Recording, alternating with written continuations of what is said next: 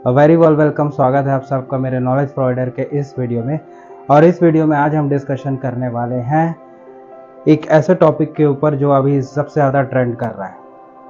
क्या आगे आने वाले कुछ मिलियन ईयर्स अगो में एक जेंडर डिफाइनिंग जीन है, मतलब इंसानों में वह जीन जो जेंडर को डिसाइड करता है या कहा जाए लिंग को डिसाइड करता है, जिसका नाम है आपका वाई क्रोमोसोम या वाई गुणसूत्र कह लीजिए।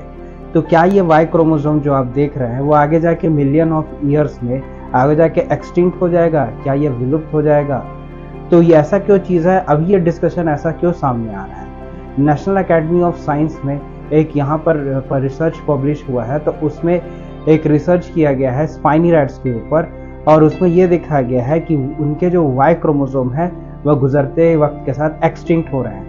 ऐसा आपको इंसानों में भी देखने को, तो जब रिसर्च किया तो पता चला कि इंसानों का भी वाई क्रोमोसोम है, वो भी धीरे धीरे विलुप्त हो रहा है। उसके कई जीन्स हैं इंसानों में भी वाई क्रोमोसोम के जो आगे जाके एक्सटिंक्ट हो चुके हैं। पहले इस वाई क्रोमोसोम में लगभग रहते थे 1438 जीन्स के आसपास, लेकिन ये 1438 जीन्स में अब लगभग 1393 जीन्स जो हैं लॉस हो चुके हैं, ये कंप्लीटली एक्सटिंक्ट हो चुके हैं, विलुप्त हो चुके हैं।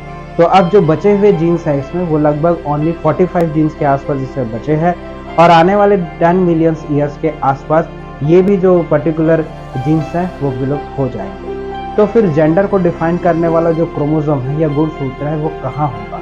आप जानते हैं कि इंसानी कोशिका के अंदर यही एक पर्टिकुलर क्रोमोसोम होता है जो जेंडर को या लिंग को डिसाइड करता है कि आने वाली जो संतान होगी वो लड़का होगा या लड़की। तो यही वो गुणसूत्र है या वही वो क्रोमोसोम है जो फादर की तरफ से कंट्रीब्यूट होके आता है, और इसी से जेंडर डिफाइन होता है।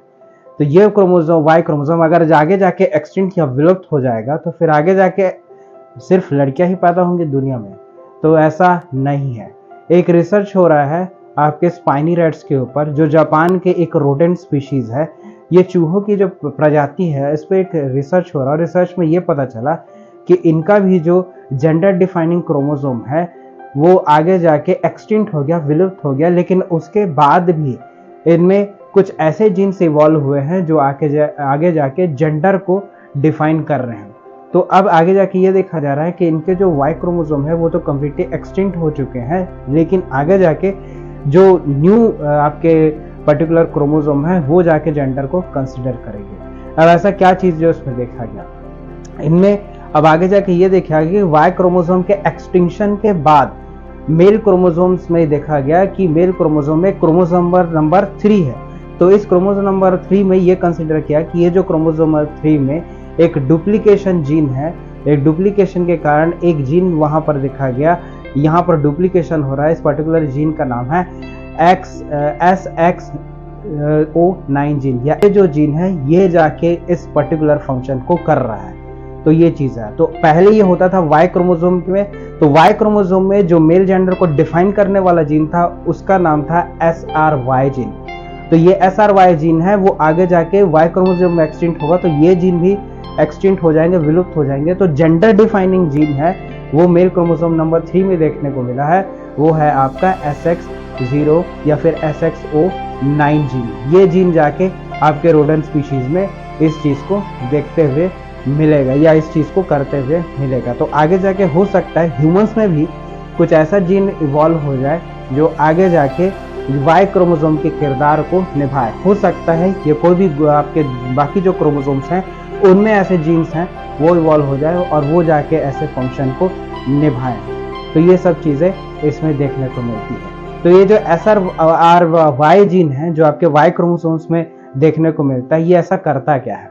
SRY जीन है ये इनिशिएट करता है मेल रिप्रोडक्शन के, जो मेल रिप्रोडक्टिव टिश्यूज है उसको इनिशिएट करता है। इससे जो टेस्टिस है, जो मेल रिप्रोडक्टिव ग्लैंड्स हैं, उनके टिश्यूज का फॉर्मेशन होना चालू होता है, और साथ ही साथ जो मेल सिक्रेटिंग हार्मोन है जिसको हम टेस्टोस्टेरोन हार्मोन के नाम से जानते हैं वो बनना चालू होता है, जिससे कि मेल फॉर्मेशन का जो प्रोसेस है वो इनिशिएट होता है, और यही मेल फैक्टर के लिए रिस्पॉन्सिबल होता है। और ये जीन अगर खत्म हो जाए तो आगे जाके मेल्स जो हैं वो कैसे बनेंगे? तो इसके लिए हो सकता है हमारे 46 क्रोमोसोम में कोई दूसरे ऐसे क्रोमोसोम्स हों जो जाके इनकी जगह ले लें। तो होप ये वीडियो आपको अच्छा लगा होगा, कमेंट करके बताइए ये वीडियो आपको कैसा लगा, और वीडियो पसंद आता है तो इसको लाइक शेयर सब्सक्राइब जरूर करें।